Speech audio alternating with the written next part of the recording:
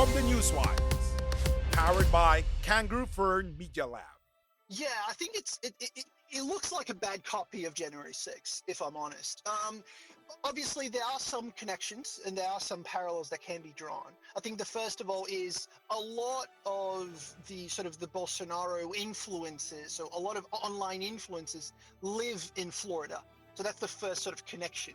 There's a lot of Brazilian far-right media influencers that live in Florida, and Bolsonaro himself even fled to Florida just before the New Year.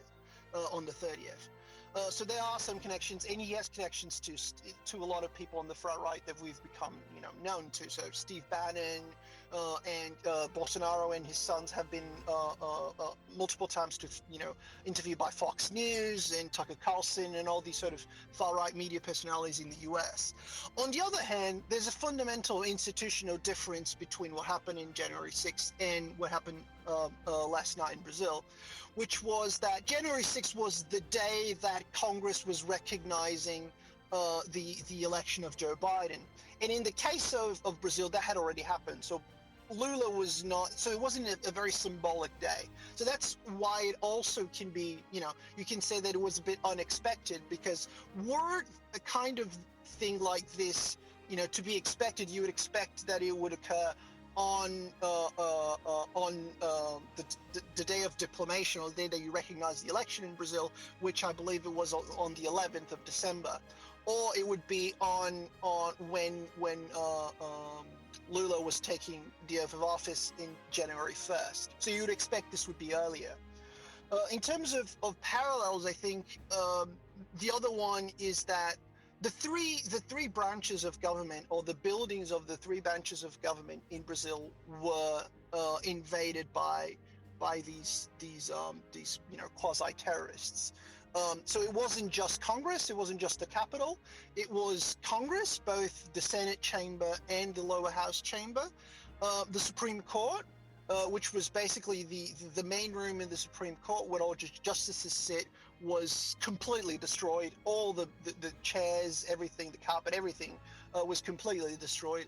And also the presidential building was also invaded. So in a way, it was even a broader attack, if you will.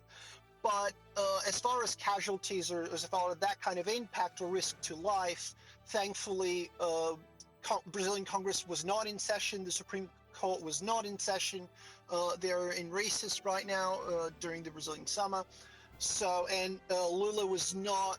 He's not even at the presidential office yet. He's currently staying at a hotel. So he wasn't even in the city when that happened. So there is that it's kind of different parallel.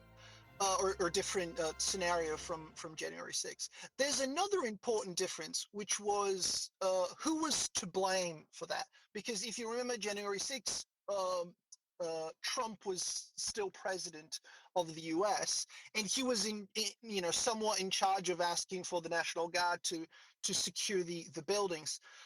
In the Brazilian case, because it's a federation, and Brasilia, the capital of Brazil, is a bit like Canberra, so it's in the federal, what we call federal district in Brazil, kind of like the ACT.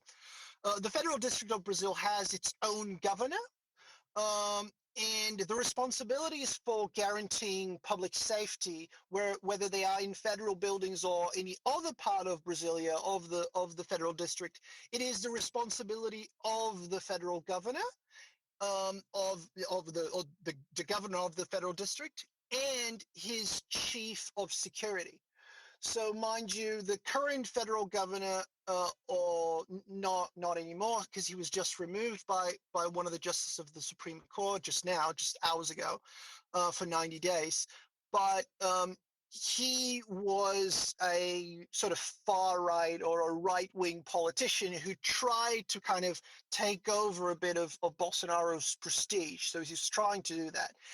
And the person that he put in charge of public safety, of security of the federal district, was a former Bolsonaro justice minister, who's also traveling today to Florida. So you see these connections and, misconnections and so on.